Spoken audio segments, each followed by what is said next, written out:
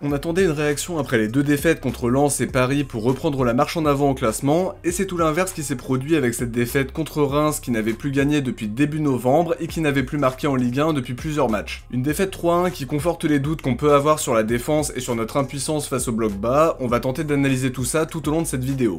Petite question pour vous avant de commencer, que faut-il faire pour redresser la barre sur le sprint final? Quels sont les principaux problèmes selon vous? Est-ce qu'il faut changer de système? Est-ce qu'il faut faire d'autres choix pour le 11 de départ? J'attends vos ressentis en commentaire. Comme d'habitude, on commence par un point rapide sur la compo et comme on pouvait s'y attendre par rapport aux propos du coach en conférence de presse, De Zerbi n'a pas voulu prendre de risques avec Murillo et Bennacer qui viennent juste de revenir et qui n'étaient visiblement pas prêts à débuter. Il a donc choisi d'aligner un trio Lirola, Balerdi, Cornelius devant les buts de Rouli, Kondogbia enchaîne un deuxième match au milieu de terrain aux côtés de Rongier, Merlin et Luis Enrique occupent les couloirs et offensivement, Greenwood retrouve une place de titulaire après 2 matchs sur le banc, accompagné de Rabiot et Guéry.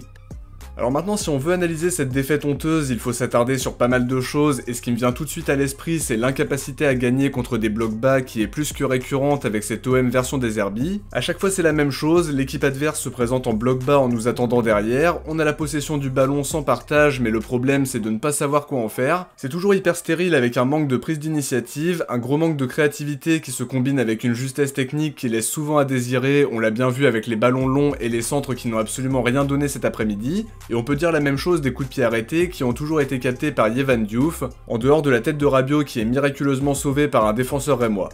L'autre chose qui saute aux yeux, c'est le manque de tranchant sur les occasions chaudes. On peut parler de la frappe trop croisée de Greenwood qui était une vraie occasion, tout comme sa première frappe qui est contrée au bon moment. En deuxième mi-temps, il y a aussi 2-3 occasions qui auraient pu donner quelque chose, mais c'était beaucoup trop tard pour réagir et pas suffisamment dangereux pour inquiéter Yehvan Diouf outre mesure.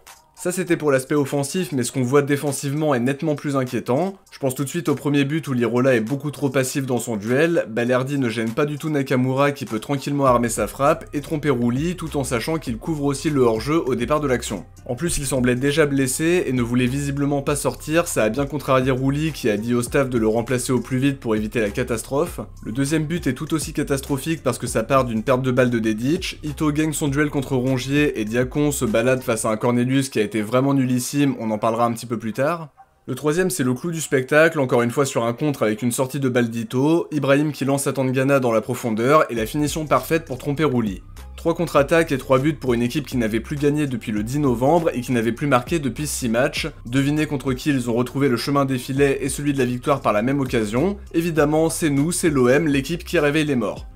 Le problème de ces matchs face au bloc bas, c'est que nos futurs adversaires ont bien enregistré l'info, on n'est pas inspiré devant donc on leur posera pas plus de problèmes que ça. Défensivement, c'est journée porte ouverte donc si t'es une équipe qui joue le maintien, tu peux clairement faire un coup face à l'OM. C'est ça que les équipes ont bien remarqué et finalement on ne surprend plus personne. D'ici la fin de la saison, on va jouer Montpellier et Le Havre qui ont vraiment besoin de points et qui savent maintenant quoi faire pour espérer quelque chose. Ça c'est vraiment inquiétant pour la suite et clairement on n'a pas vu d'amélioration dans la manière de jouer ce genre de match. Loin de moi l'idée de tout remettre en question, mais j'ai la sensation que Roberto De Zerbi s'entête avec son système, une équipe principalement faite de bricolage avec Lirola axial droit, Kondogbia qui joue souvent en défense centrale, Rabiot dans un rôle très avancé, et plus globalement beaucoup de permutations dans un même match qui ne doit pas aider les joueurs à se sentir à l'aise dans le dispositif. RDZ l'a dit lui-même en zone mixte, il trouve qu'il n'y a pas grand chose à changer sur l'aspect tactique, donc bon finalement 4 défaites sur les 5 derniers matchs, j'imagine que tout va bien et qu'il n'y a pas besoin de se remettre en question plus que ça. Pour rappel, on parle d'une série où il y a eu une victoire poussive contre Nantes, une nouvelle défaite contre Auxerre face à qui on est visiblement impuissant, 2 défaites contre Reims et Lens qui étaient sur une dynamique très compliquée et pour les Lensois on peut même ajouter qu'ils avaient énormément de blessés. En dehors de ça, il y a peut-être une défaite un petit peu encourageante contre Paris mais ça change rien à ce qui est en train de se passer. La qualification en Ligue des Champions va se compliquer, surtout que Monaco est passé devant en gagnant contre Nice. On a encore grillé un joker et c'est pas les mauvaises prestations qui s'enchaînent qui vont nous rassurer. On a une défense en carton qui pose problème avec Luis Felipe qui est tout le temps blessé, Balerdi qui pourrait être absent plusieurs semaines parce que les médecins craignent une entorse au genou, Cornelius et Kondogbia qui ne sont pas du tout l'assurance tout risque, Murillo qui revient tout juste de blessure, donc déjà que défensivement c'est catastrophique, ça va l'être encore plus si on perd Balerdi jusqu'à la fin de la saison.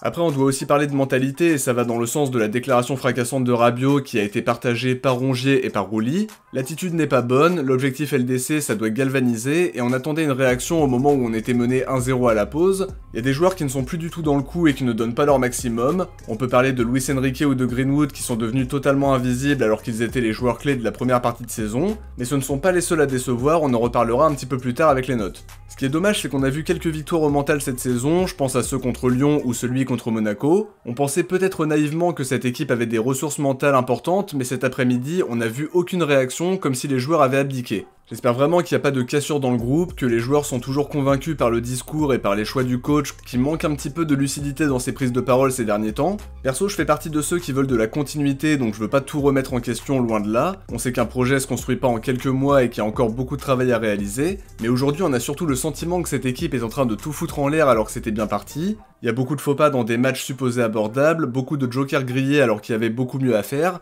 Alors oui, la qualif en Ligue des Champions est toujours possible, y a rien qui s'est envolé non plus, et il ne tient qu'aux joueurs de se bouger pour aller la chercher. Effectivement, cet après-midi, ils n'ont pas montré qu'ils méritaient d'y être, il manquait beaucoup trop d'ingrédients, que ce soit dans l'aspect mental bien sûr, défensivement avec des lacunes beaucoup trop problématiques et presque ridicules à ce niveau-là. Offensivement, ça commence à être très inquiétant face au bloc bas, mais on attendrait une réaction dès dimanche contre Toulouse parce que c'est la seule chose qu'on peut attendre. Ce soir, c'est une énorme douche froide, on est tous dégoûtés d'avoir vu une performance aussi cataclysmique. Je suis très inquiet pour la suite, mais j'espère simplement que l'équipe va nous faire mentir. Je peux pas entendre les excuses comme la fatigue, l'absence d'un tel ou un tel. On ne joue qu'un match par semaine et je pense qu'avec l'effectif qu'on a, on doit faire beaucoup mieux. Oui, il y a des manques à certains postes, mais tout ça ne peut pas excuser les mauvaises attitudes, la mentalité inadaptée, l'absence de réaction alors que t'es en train de te mettre en danger au classement, et bien sûr les lacunes terribles qu'on a pu voir cet après-midi.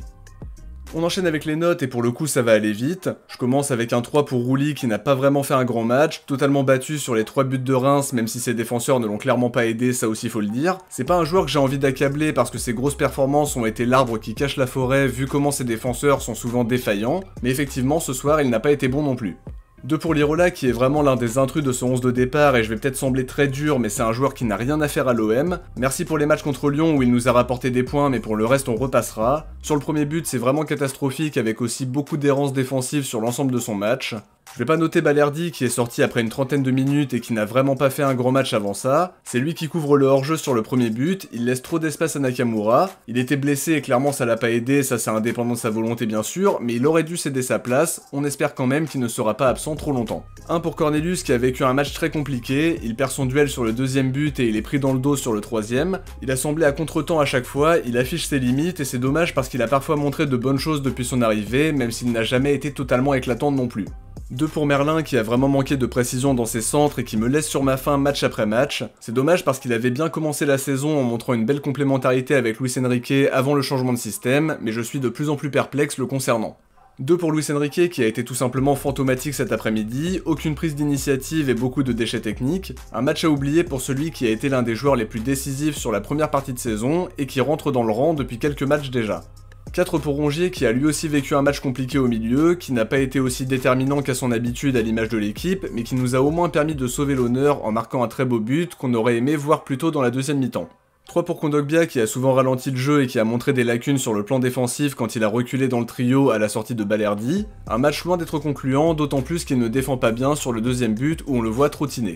4 pour Rabiot qui a beaucoup donné même si son match n'est pas exceptionnel, il était proche d'égaliser de la tête mais en dehors de ça il n'a pas énormément pesé face à la défense rémoise. En tout cas j'ai beaucoup aimé sa prise de parole en fin de match pour lancer un avertissement à tout le monde et on espère que ça portera ses fruits sans provoquer une cassure dans le groupe. 3 pour Greenwood qui a eu quelques occasions en début de match et en fin de match, entre les deux on l'a quasiment pas vu et c'est cette irrégularité qu'on peut lui reprocher, on attend plus d'un joueur de son talent mais ça fait quelques matchs qu'on se fait cette réflexion. 4 pour Gouiri qui a été très esselé à la pointe de l'attaque, il a fait quelques remises intéressantes en donnant des bons ballons à Greenwood pour qu'il puisse se procurer 2 occasions, mais le collectif tournait pas bien donc il a dû jouer un rôle quand même très ingrat pendant ce match-là. Sur le banc, je donne un 3 à Amar Dedic qui perd le ballon sur le deuxième but, qui a tenté de provoquer sans se montrer vraiment dangereux mais plutôt brouillon en dehors d'une frappe dangereuse en fin de match. 2 pour Mopé qu'on a quasiment pas vu, 2,5 pour Benasser qui n'a pas vraiment apporté de plus-value à son entrée en jeu, du déchet technique et un manque de prise d'initiative à mon sens, pas de note pour Garcia qui a été juste correct sans être éclatant, pas de note non plus pour Jonathan Rowe qui n'a lui absolument rien fait. De mon côté, j'arrive à la fin de cette vidéo et j'espère qu'elle vous aura plu contrairement au match catastrophique des Olympiens. Si vous avez aimé, n'oubliez pas de laisser un like avant de partir pour soutenir la chaîne et permettre à la vidéo d'être mieux référencée. N'hésitez pas à vous abonner en activant la cloche si c'est pas déjà fait pour ne rien louper de l'actualité de l'OM. Si vous avez regardé la vidéo jusqu'au bout, écrivez Rongier dans les commentaires. Je vous dis à très vite pour une prochaine vidéo. Ciao, portez-vous bien et surtout allez l'OM.